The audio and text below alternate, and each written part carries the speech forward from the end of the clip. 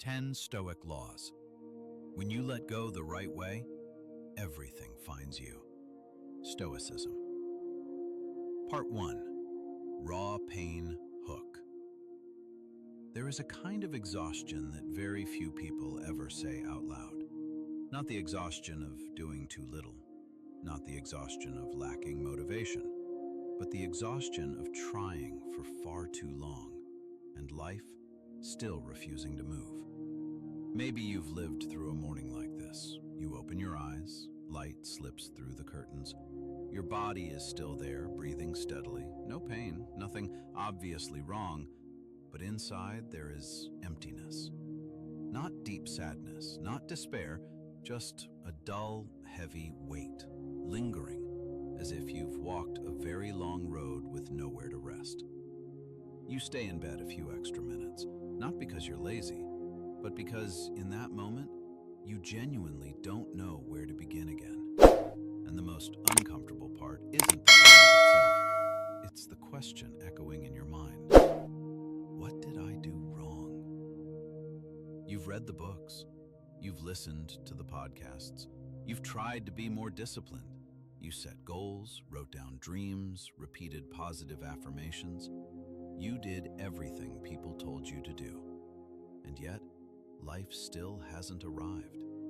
The harder you try, the more it feels like you're pushing against something invisible. I know that feeling, not because I'm guessing, but because I've been there. There was a time when I believed that if I hadn't achieved what I wanted yet, it must be because I wasn't trying hard enough. So I pushed harder, woke up earlier, did more, thought more positively. I didn't allow myself to feel tired. I didn't allow doubt. But the more I forced myself, the tighter everything felt inside. The more I tried to appear okay, the more I felt like I was losing myself. And then there was a very small moment that changed the way I saw everything. One morning, I sat there staring at my to-do list, and for the first time, I didn't feel determined. I just felt tired. Not physically tired, but tired of having to strain for one more day to become the version of myself I thought I should be. And a very different question arose. What if the problem isn't that I haven't tried hard enough, but that I've been trying in the wrong way? What if what's blocking me isn't a lack of discipline, but the constant tension I carry every single day? What if the tighter I grip, the more I try to control, the further I push away the very things I want? I'm not saying this so you give up. Stoicism has never taught surrender. But Stoicism has also never taught us to fight the flow of life at all costs. Maybe what you need right now isn't more effort, but a different way of seeing, a different way of living, a way of moving forward without straining, a way of wanting without desperation, a way of walking without feeling like you're battling the entire world. If you're listening and something here feels familiar, deeply familiar, then stay. Not so I can tell you what to do, but so we can look together at something the ancients understood clearly. When you let go in the right place, life begins to move. And sometimes everything you've been searching for finds its way to you. Part 2. Shared Realization. There is a truth I took a long time to admit to myself. For a very long time, I wasn't lacking discipline at all. I was disciplined to the point of rigidity. I forced myself awake early every day, even when my body was exhausted. I pressured myself to stay positive, strong, always moving forward, as if slowing down for even a moment meant falling behind and losing everything. I believed that if I controlled enough, if I tried hard enough, life would have to respond. But the opposite happened. The more I strained, the tighter I became. The more I forced myself, the more disconnected I felt from myself. I kept working. I kept fulfilling responsibilities, but inside, there was emptiness. A strange feeling began to settle in, as if life itself was resisting me, as if doors were closing precisely when I pushed hardest. And the most painful part wasn't failure. It was the feeling that I had done everything right and still didn't feel alive. Just existing inside a loop of effort, expectation, and disappointment. I remember clearly the moment I realized I could no longer hear my inner voice. All I heard were commands. Try harder, be more, achieve more. I had lost softness, flexibility, trust in life's natural flow. And from that place of exhaustion, a very simple truth revealed itself. Life wasn't resisting me. I was resisting life. I saw that the constant anxiety inside me was a form of resistance. When you're always afraid that everything will collapse if you don't control it, you send a very clear message. I don't trust life to support me. And when you cling to outcomes, when you need something to happen in order to feel okay, the flow begins to choke. It's like holding sand in your hand. The tighter you squeeze, the more it slips through your fingers. Not because the sand betrays you, but because that is its nature. Life is the same. When you try to grip, force, and shape everything to your will, tension is created. And tension is never the environment where good things grow. I began looking back at the rare moments in my life when things unfolded naturally. Opportunities didn't arrive when I desperately searched for them, but when I had loosened my grip. Meaningful relationships appeared not when I tried to prove my worth, but when I was simply myself. Like water. It doesn't break rock with force. It flows around, flows through, flows with time. And eventually, it reshapes the landscape. That's when I understood. The issue isn't what you want, it's how you want it. And here, Stoic philosophy appeared, not as a lecture, but as a gentle confirmation of what I had already sensed. I thought of Marcus Aurelius, the most powerful man of his time, writing to himself about staying fully present, not to escape responsibility, but to stop wasting energy on what lies outside his control. I thought of Epictetus, once a slave, yet possessing inner freedom so profound that he understood the only thing we truly own is our response to circumstances. Not outcomes, not recognition, not speed, but how we stand within ourselves. Stoicism, when I finally understood it correctly, never asked me to become cold or abandon my dreams. It allowed me to stop fighting what was never mine to control.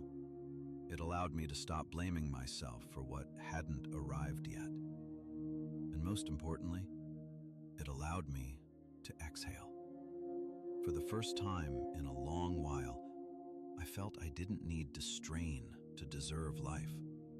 I only needed to be present, do my part with clarity, and allow the rest to be guided by something much larger than me.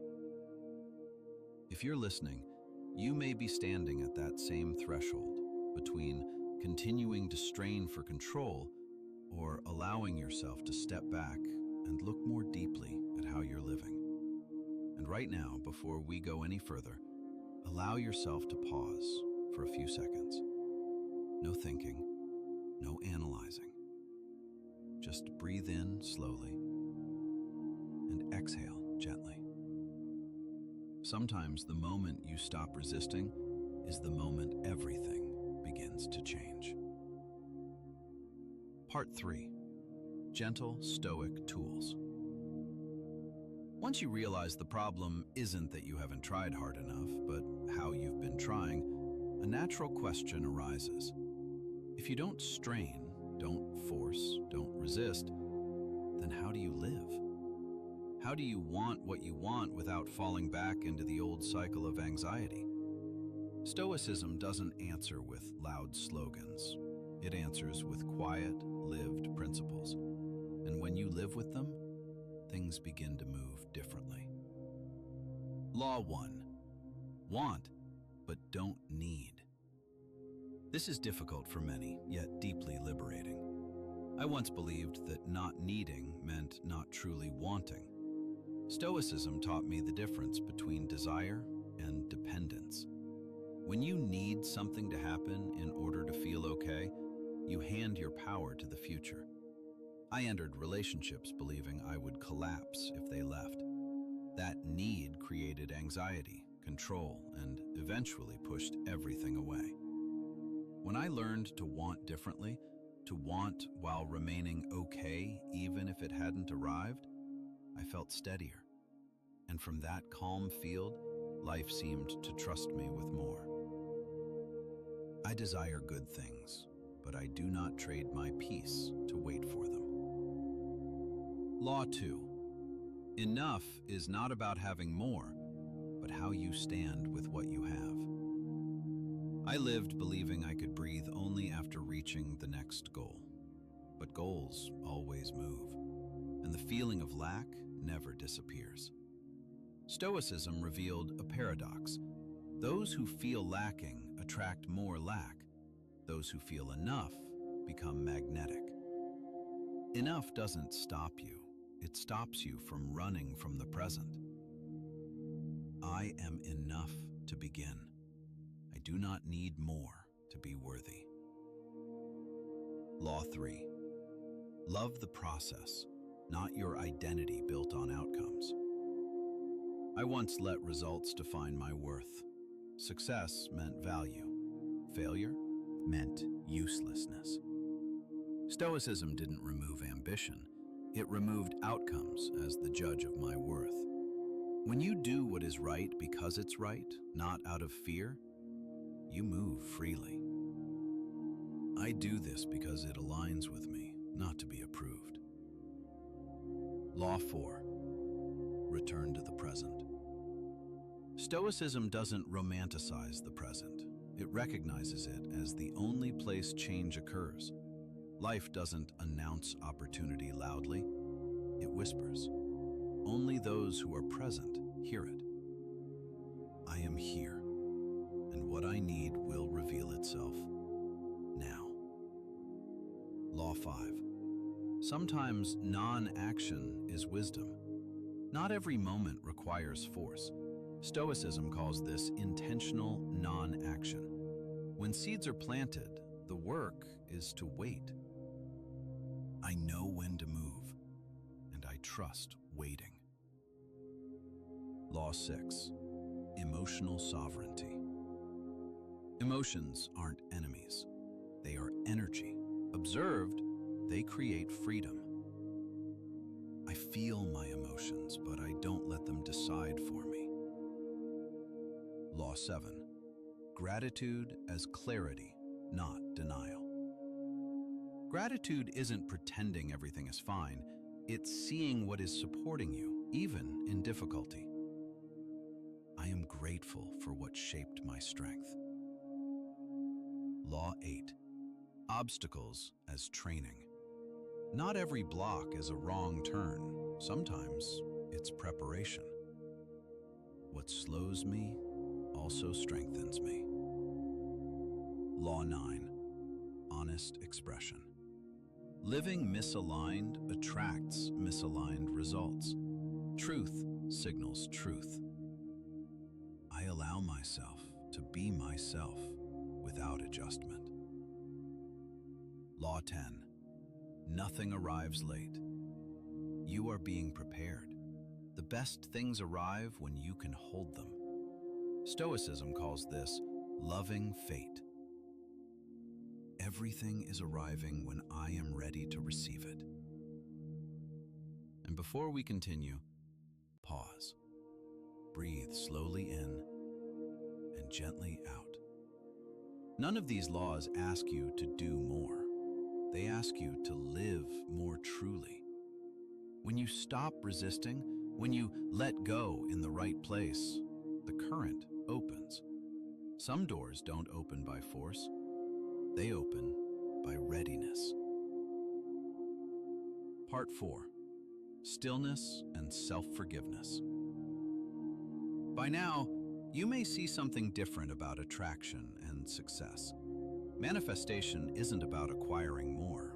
It's about becoming ready inside. Not having, but being ready. Ready to receive without trembling. Ready to hold without clinging. Ready to enter a larger life without proving anything. I once believed peace came after achievement. The truth was the opposite. Peace made me capable of receiving without breaking what arrived. Some people have much but cannot keep it, not because they're unworthy, because they're not ready. Readiness isn't perfection. It's no longer fighting reality, no longer blaming yourself for what hasn't arrived, no longer believing you must become someone else to be accepted. And to stand like that, one thing matters deeply: forgiving yourself. Forgive the days you strained too hard. Forgive choices made from fear. Forgive misunderstanding yourself. I once looked back with regret, but I learned something gentle. I could only understand now because I lived then. Nothing was wasted. You don't need to fix your entire life today. You don't need to become someone else tomorrow. You only need to stop abandoning yourself. Breathe in slowly. Exhale gently. You are here, and right now, you lack nothing required for peace. Life isn't waiting for you to be perfect. It's waiting for you to be ready. And readiness begins with trusting you are already enough, even while unfinished. Stay with this stillness a few seconds longer. No promises, no effort. Just allow this truth to settle. When you let go in the right place, everything finds you.